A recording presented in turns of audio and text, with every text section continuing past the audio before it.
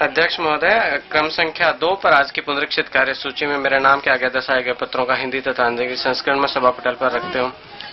अध्यक्ष महोदय, मैं मेरी साथी डॉक्टर गिरिजा व्यास के नाम के आगे दर्शाए गए पत्रों को सभा पटल पर रखती हूँ।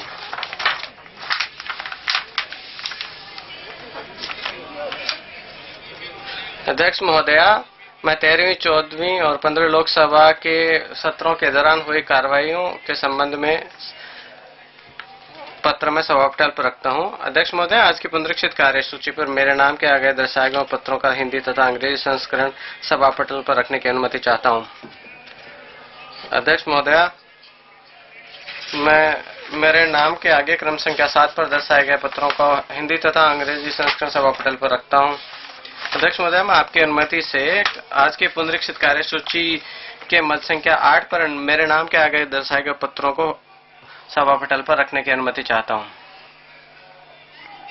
अध्यक्ष महोदय, मैं आपकी अनुमति से आज की पुनरीक्षित कार्यसूची के मत संख्या 9 पर मेरे नाम के आगे दर्शाए गए पत्रों का हिंदी तथा अंग्रेजी संस्करण सभा पटल पर रखने की अनुमति चाहती हूँ। अध्यक्ष महोदय, आज की पुनरीक्षित कार्यसूची के मत संख्या 10 पर मेरे नाम के आगे दर्शाए गए पत्र सभा पटल पर रखती हूँ।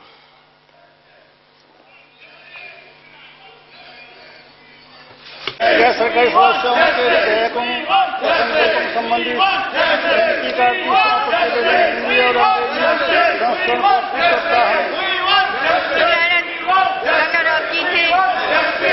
महोदया, मैं याचिका समिति के 33वें और 34वें प्रतिवेदनों हिंदी तथा अंग्रेजी संस्करण को प्रस्तुत करता हूं। धन्यवाद।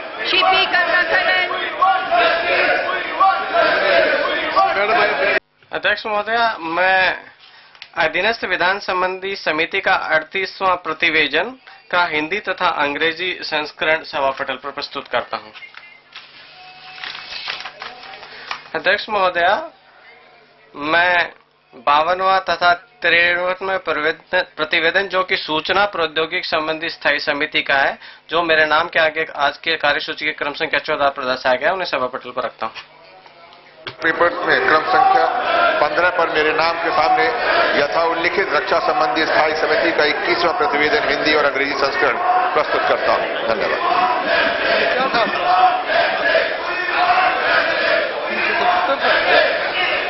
आइटम नंबर 16 संख्या 16।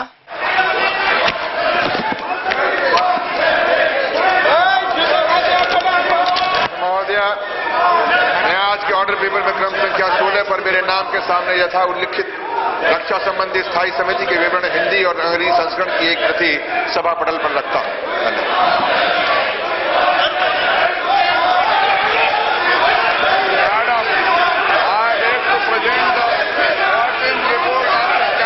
अध्यक्ष महोदया, मैं उर्वरक विभाग से संबंधित उर्वरकों का मूल्य निर्धारण के बारे में रसायन और उर्वरक संबंधी स्थायी समिति का 39वां प्रतिवेदन का हिंदी तथा अंग्रेजी संस्करण सभा पटल पर रखता हूं।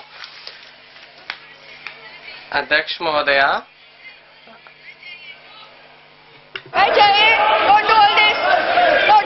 ऐसा मत करिए, बैठ जाइए। श्री वी किशोर चंद्र देव।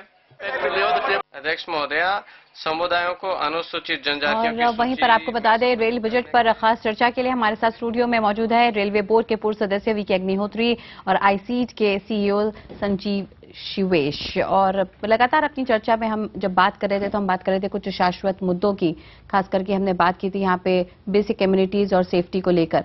लेकिन इसके अलग अगर हम और आगे बढ़ें तो बात आती है रोजगार को लेकर। और हमने देखा कि बीते रोज किस तरह से राहुल गांधी ने, चाहे वो पोर्टर्स हो, गैंगमैन हो, ट्रैकमैन हो, उनको लेकर कई वायदे किए हैं। उन्होंने कहा कि उनकी पूरी कोशिश है कि एक स्टैंडर्ड बनाया जा सके इनके लिए, इस एम्प्लॉयमेंट क्लास के लिए, जहां पे जो एक बेसिक मिनिमम इनके राइट्स हैं उनको संरक्षित किया जा सके।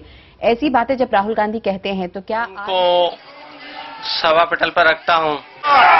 साबित हूँ अपने कौल में, गालिब खुदा गवाह, लिखता हूँ सच की, झूठ की आदत नहीं मुझे। The estimates for 2014-15 वर्ष 2014-15 के लिए जो प्राक्कलन है, मैं अनुरोध करता हूं कि सम्मानित सदस्य की अनुदानों के अनुरूप मांगों पर जो खर्चा होगा उसको अनुमति प्रदान करे अगले 4 वर्षों के लिए जो धन की आवश्यकता होगी, और जो शेष वर्ष की जो अवधि बची है उसके लिए जो मांग है उसको अलग से रखा गया है। और ये मेरा पहला रेल बजट है। माननीय प्रधानमंत्री और यूपीए की अध्यक्षा श्रीमती सोनिया गांधी, उनके प्रति मैं आभारी हूं कि उन्होंने मैं ये दायित्व दिया, और मैं धन्यवाद देता हूं माननीय वित्त मंत्री जी का कि उन्होंने मुझे लगातार समर्थन दिया, प्रोत्साहन दिया रेलवे को चलाने में और उनको वित्त पोषण देने के लिए। अतिरिक्त बजटीय सहायता भी उन्होंने प्रदान की रेलवे की आवश्यकताओं को पूरा करने के लिए, राष्ट्रीय परियोजनाओं को पूरा करने के लिए। अध्यक्ष महोदया, भारतीय रेलवे का नाम सब बच्चों को याद रहता है। रेलवे का जो प्रभाव है वो जीवन के सभी पहलुओं पर पड़ता है और देश के हर कोने पर इसका प्रभाव पड़ता है। इसकी जो भूमिका है राष्ट्रीय एकता में वो बड़ी महत्वपूर्ण है। ये कम लागत पर एक क्षेत्र से दूसरे क्षेत्र को जोड़ती है, कश्मीर से कन्याकुमारी को जोड़ देती है, अरुणाचल, मिजोरम, त्रिपुरा को गुजरात से जोड़ते हैं और देश के अन्य भागों से जोड़ते हैं। और ऐसा और कोई परिवहन का साधन नहीं है, ऐसा और कोई संगठन नहीं है। रेलवे को देश की सेवा करने में गर्व है।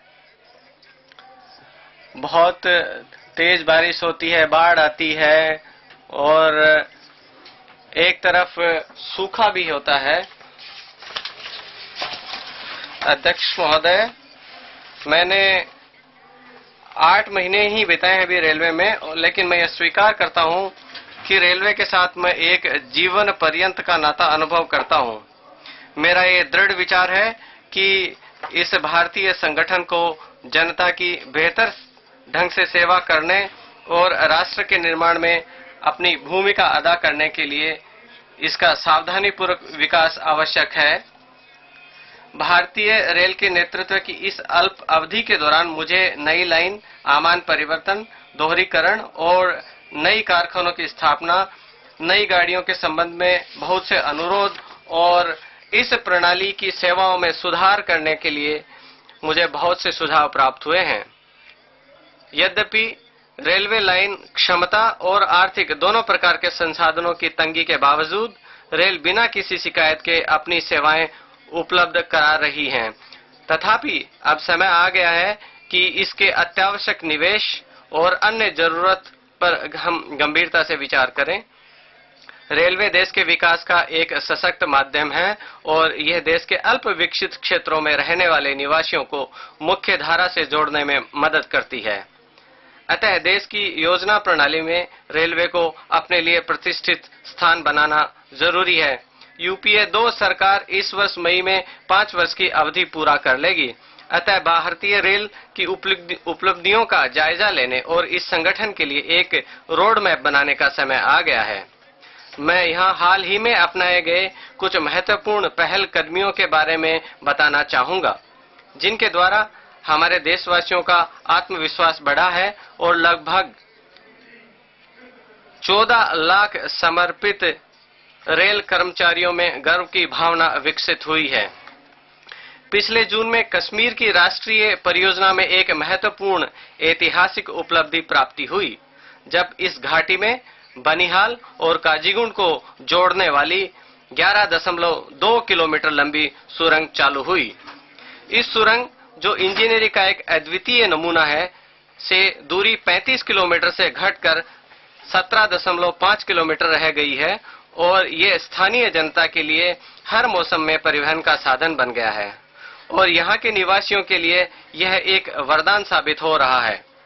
इसके अलावा उधमपुर कटरा खंड पर रेल संपर्क का कार्य पूरा कर लिया गया है,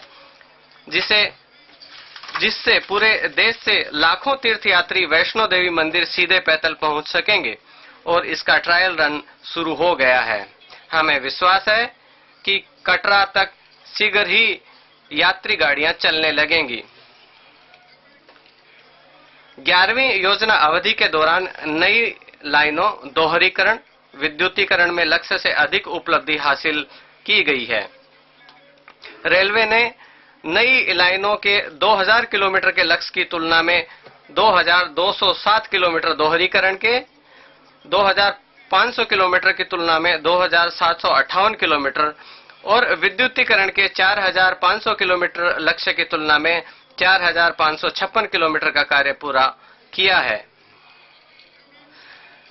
12वीं पंचवर्षीय योजना के दौरान भारतीय रेल की अवसंरचना का हमारे राष्ट्र के दुर्गम क्षेत्रों और सीमांत क्षेत्रों तक विस्तार हो जाएगा।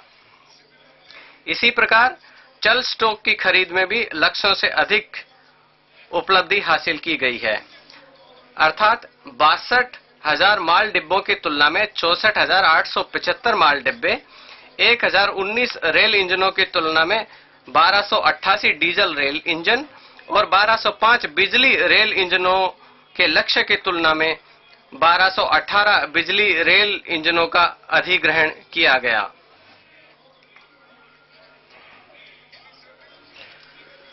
पूर्वी तथा पश्चिम मार्गों पर 2 डेडिकेटेड फ्रेट कॉरिडोर के निर्माण के संबंध में की गई पहलकदमियों से क्षमता संवर्धन में महत्वपूर्ण वृद्धि होगी तथा पूर्वी कॉरिडोर पर कोयला एवं स्टील तथा पश्चिम कॉरिडोर पर कंटेनरों को मुख्य रूप से ले जाने के लिए समर्पित माल यातायात लाइन का निर्माण इसमें शामिल हो जाएगा। भारत में डेडिकेटेड फ्रेट कॉरिडोर रेल परिवहन में एक नई अवधारणा है और इससे परिवहन समय करीब आधा हो जाएगा। मालगाड़ियों द्वारा रिलीज की गई लाइन क्षमता का उपयोग और अधिक यात्री गाड़ियों को आवश्यकता के आधार पर उच्चतर गति पर चलाने हेतु उपयोग किया जा सकता है। इस पहल से भारत के परिवहन क्षेत्र में ग्रीन हाउस गैस के उत्सर्जन में अत्यधिक कमी आएगी। रेलवे ने इस अवधि के दौरान 6ठे वेतन आयोग के भारी प्रभाव को पूर्ण रूप से सफलतापूर्वक वहन किया है। 1 जनवरी 2006 से बकाया सहित कुल अतिरिक्त भुगतान अभी तक 1 लाख करोड़ से अधिक रहा है। इस संबंध में महत्वपूर्ण तथ्य यह है कि भारत के अन्य विभागों की तुलना में रेलवे ने इस अतिरिक्त खर्चे को अपने संसाधनों के अंतर्गत स्वयं की आमदनी से पूरा किया है। इस भारी आवश्यकता को पूरा करने में अवश्य कुछ कठिनाइयों का सामना करना पड़ा, परंतु संगठन ने सफलतापूर्वक इसे पूरा किया और ये अधिक प्रबल बनकर उभरा। उल्लेखनीय है कि यदि वेतन आयोग का अतिरिक्त वित्तीय बोझ न पड़ता तो रेलवे की संसाधन की तदनुरूपी स्थिति और भी अधिक अच्छी होती। पूर्वोत्तर राज्यों में रेल कनेक्टिविटी का विस्तार करने के प्रति हमारी सरकार का विशेष ध्यान है ताकि पूर्वोत्तर क्षेत्र में संपन्नता लाई जा सके और राष्ट्रीय एकीकरण को सुदृढ़ किया जा सके। मुझे सम्मानित सदन को यह सूचित करते हुए प्रसन्नता हो रही है कि माननीय प्रधानमंत्री जी की पहल पर रेलों को मुहैया कराई गई अतिरिक्त वित्तीय सहायता के परिणाम स्वरूप अब हम इस वित्त वर्ष में सामरिक दृष्टि से महत्वपूर्ण 510 किलोमीटर लंबी Rangia Murkong select metre line को बड़ी लाइन में बदलने के पथ पर अग्रसर हैं। हम इस वित्त वर्ष में अरुणाचल प्रदेश की राजधानी को भी रेलवे मानचित्र पर ले आएंगे क्योंकि हरमुटी नाहर लागून नई लाइन शीघ्र ही चालू होने वाली है। मेघालय की राजधानी का भी इस वित्त वर्ष में रेलवे के नक्शे में आना सुनिश्चित है क्योंकि दूध नोई मेहंदी पठार नई लाइन मार्च 2014 तक पूरी होने वाली है। रेल नेटवर्क का विस्तार। वर्ष के दौरान हमने नई लाइनों, दोहरी लाइनों तथा आमान परिवर्तन के 1525 किलोमीटर के संशोधित अनुमान की तुलना में 1532 किलोमीटर का कार्य पूरा किया। 2013-14 में चालू किए गए खंड में निम्न भी शामिल हैं। नई लाइनें, ये सब ब्यौरे मैंने दिए हैं, उनको पढ़ा हुआ समझा जाए। इसके अलावा 3 नई फैक्ट्रियां rail wheel plant Chhapra, rail coach factory Raebareli और डीजल कंपोनेंट फैक्ट्री दानकुनी चालू हो गई है और उत्पादन शुरू हो गया है। मैं जिन्होंने इस कार्य को किया है उनको मैं बधाई देता हूं।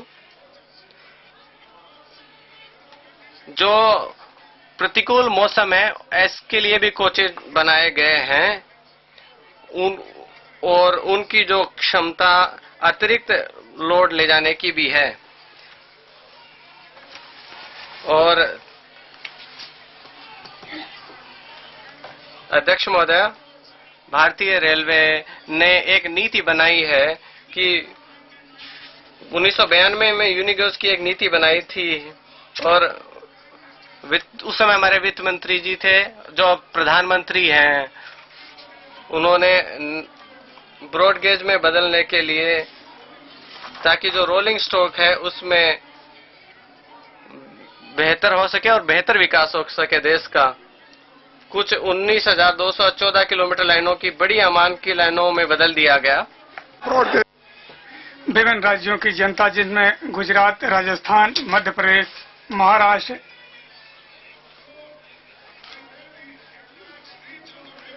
मैं पूरा भाषण सभा पटल पर रखता हूं। अंतिम पैरा में पढ़ना चाहूंगा और अब मैं अपने बजट भाषण के अंत में जवाहरलाल नेहरू जी को उद्धृत करना चाहूंगा कि रेलवे जैसा एक विशाल राष्ट्रीय और राज्य के स्थायित्व वाला संगठन न केवल एक महत्वपूर्ण परिसंपत्ति है बल्कि एक बड़ी जिम्मेदारी भी है। इसे सदैव जनता के हित और इस विशाल संगठन के माध्यम से जनता की सेवा में लगे संगठन से संबंधित सभी व्यक्तियों के पूर्ण सहयोग से ही चलाया जा सकता है। महोदया, इन शब्दों के साथ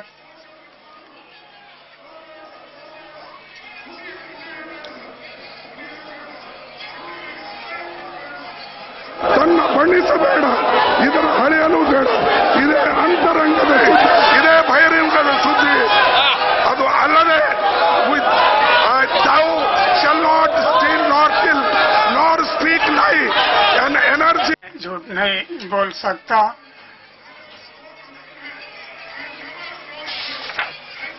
किसी को गौरवान्वित नहीं कर सकता और इन्हीं शब्दों के साथ अंतरिम रेलवे बजट को सभा पटल पर रखता हूं।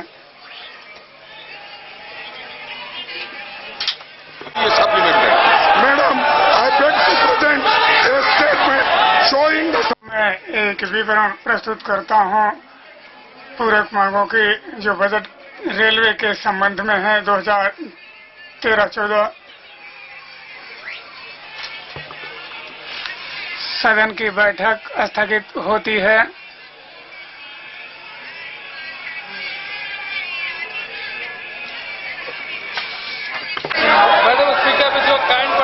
की अनुमति से मैं सभा पटल पर एक विवरण प्रस्तुत करता हूं